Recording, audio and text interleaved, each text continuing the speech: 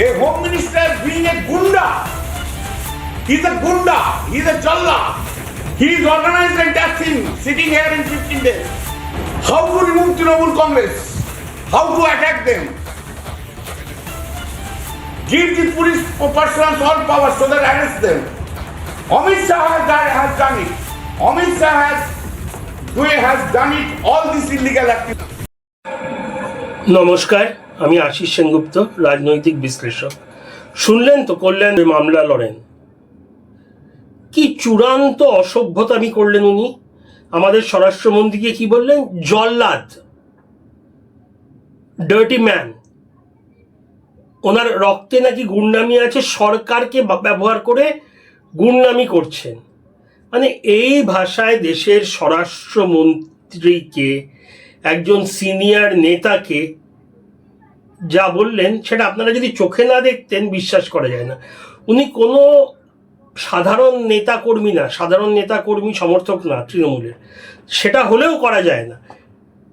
কারোর কোনো অধিকার নেই এরম বলা। সে তৃণমূলের কাউকেও অপমান করা যাবে না, বিজেপির কাউকেও অপমান করা যাবে না, সিপিএমের কাউকে, আইএসএফের কাউকে, এই অধিকার আমাদের কারণ নেই। কিন্তু একজন স্বরাষ্ট্রমন্ত্রীকে, যার চেয়ার আছে, একটা চেয়ারটাকে সম্মান করতেই হবে। সে বাংলার মুখ্যমন্ত্রী হোক, বাংলার কোনো মন্ত্রী হোক, দেশের প্রধানমন্ত্রী হোক, গৃহমন্ত্রী, স্বরাষ্ট্রমন্ত্রী, চেয়ারকে আপনি অসম্মান করতে পারেন না। মানে ডার্টি ম্যান বললেন, যা তা মুখে যা এলো তা বললেন ইল্লিগাল অ্যাক্টিভিটিস করেন। এদিকে একটাও প্রমাণ নেই কি ইল্লিগাল অ্যাক্টিভিটি করেছে। মানে মুখে যা আসছে তাই বলে যাচ্ছেন, হুমকি ধমকি দিচ্ছেন। ইনি কিন্তু সংসদেও, পার্লামেন্টেও এরকম খুব অভদ্র আচরণ, হাতের অঙ্গভঙ্গি, প্রধানমন্ত্রী বা স্বরাষ্ট্রমন্ত্রী কথা বললে মাঝখানে থামিয়ে দেওয়া, ডিস্টার্ব করা, ঝামেলা ক্রিয়েট করা, এই সবে সিদ্ধহস্ত। তো লোকে বলে ইনি নাকি নেশার ঘরে থাকেন অনেকটা সময়। এবারে অনেকে বলেন উনি সন্ধেবেলা কি বললেন আর সকালবেলা কি বললেন দেখে নিতে হবে, কেন সন্ধেবেলায় নেশার ঘরে কি বলেন অত সিরিয়াসলি নেওয়ার নেই। এবারে আমি তো সেই নিয়ে কিছু বলতে যাবো না। আমি ওনাকে নেশা করতেও দেখিনি, মদ খেতেও দেখিনি, সেটা ওনার টোটালি ব্যক্তিগত ব্যাপার।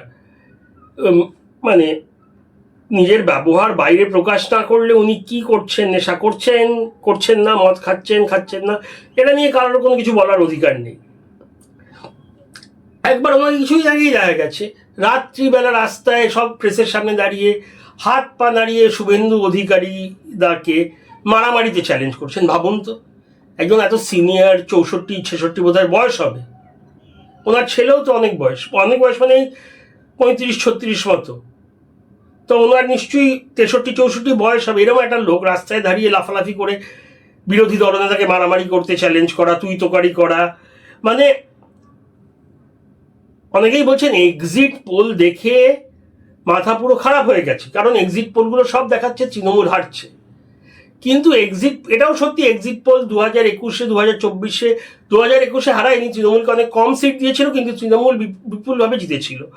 2024 লোকসভায় তৃণমূলকে হারিয়ে দিয়েছিল 90% এক্সিট পোল, কিন্তু তৃণমূল জিতেছিল। তাই এক্সিট পোল তো ওনাদের তো ইউজ টু হয়ে যাওয়া কথা। দেখে দেখে এরকম করছেন কেন? মানে এক্সিট পোল তো শুধু একটা ইঙ্গিত, ঠিক হতে পারে, ভুল হতে পারে, কিন্তু এক্সিট পোল দেখে সব, শুধু এনার মানে কল্যাণবাবুর অ্যাকশনগুলো একটু অত্যধিক। ছোট নেতা থেকে বড় নেতা তৃণমূলের সবার মাথা খারাপ হয়ে গেছে। মানে অসভ্যতা আমি তো সবাই করছে, কিন্তু ইনি হলেন চূড়ান্ত অসভ্য। এটা প্রথম না, বহুবার কথাবার্তা উনি কাউকে ছাড়েন না। সুপ্রিম কোর্টের বিচারপতিকে নিয়েও অনেক কথা বলেছিলেন। তারপরে অদ্ভুত কথা বলেন, ওনাকে নাকি সুপ্রিম কোর্টের বিচারপতি হতে অফার দেওয়া আছে। আর উনি তো জাজই না, সুপ্রিম কোর্টের প্রধান বিচারপতি কিভাবে হবেন? যাই হোক, আমার প্রশ্ন, যে সুস্থ না, যে অপ্রকৃতস্থ, অ্যাবনর্মাল, যার ব্যবহার দেখে বোঝা যায়, সে মানুষের ভোটে জিতলেও কি তার অধিকার আছে? একজন মানে রিপ্রেজেন্টেটিভ, সাংসদ, জনপ্রতিনিধি হওয়ার। আর একজন সাংসদ তো 15-20 লাখ মানুষের প্রতিনিধিত্ব করেন। ওনার এই ব্যবহার, ওনার যে নেত্রী মমতা ব্যানার্জি বা ওনাদের নতুন নেতা সেনাপতি অভিষেক ব্যানার্জি এগুলো তো দেখেন, তা ওনাকে কি কিছু বলেন না? সংযত হতে বলেন না? আর উনি দীপশিতা ধর মানে সিপিআইএম এর নির্বাচনের সময় 2024 ওনার চেহারা লুকস নিয়ে অনেক কিছু বলেছিলেন, গায়ের রং নিয়ে। এছাড়া ওনার নিজের পার্টি আরেক সাংসদ মহুয়া মৈত্র, তাকে নিয়ে অতি খারাপ কথা বলেছিলেন। আর কোথা থেকে বলেছিলেন? বহুবার বলেছেন। একবার তৃণমূল ভবন মানে তৃণমূলের একটা অফিসে পেছনে সব তৃণমূলের ফ্ল্যাগ সিম্বল লাগানো চেয়ারে বসে বলেছিলেন।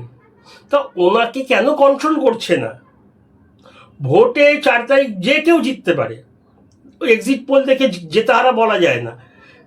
70% টাইম যদি এক্সিট পোল ঠিক হয়, 30% টাইম ভুলও হয়েছে, পুরোপুরি ভুল হয়েছে। তাই এক্সিট পোল একটা ইঙ্গিত, এটা ফাইনাল না। ফাইনাল হলো রেজাল্টের দিন, এই ক্ষেত্রে মের 4 তারিখ 12টা থেকে 1টার মধ্যে পরিষ্কার হয়ে যাবে। কিন্তু এক্সিট পোল দেখে এরকম অদ্ভুত ব্যবহার করা, অদ্ভুত অভিযোগ। অমিত শাহ কি করছেন? কেন্দ্রীয় বাহিনী থাকবে না? এবারে তো একজন মারা যাননি, বোম পড়েনি, কয়েকটা বিক্ষিপ্ত ঘটনা ছাড়া ভোট পুরোপুরি সবাই দিতে পেরেছে। তার প্রমাণ শহরেও 90% ভোট, যেটা 70-71% থাকে। গুন্ডাদের ধরবে না কেন্দ্রীয় বাহিনী? কোনো তৃণমূল সমর্থক নেতাকে কি ভোট দেওয়া থেকে আটকানো হয়েছে? তাহলে সমস্যাটা কি সেটা ওরা বলতে পারছেন না। বলছি ইলেকশন কমিশন বিজেপির হয়ে, ইলেকশন কমিশন বিজেপির হয়ে কি করেছে? ভোট দিয়েছে। ইলেকশন কমিশনের ওই মনোজ আগরওয়াল বাবু ছাড়া একটাও নেই, এমপ্লয় নেই, সব রাজ্য সরকারের এখানে যারা। কেন্দ্রীয় বাহিনী কি ভোট দিয়েছে?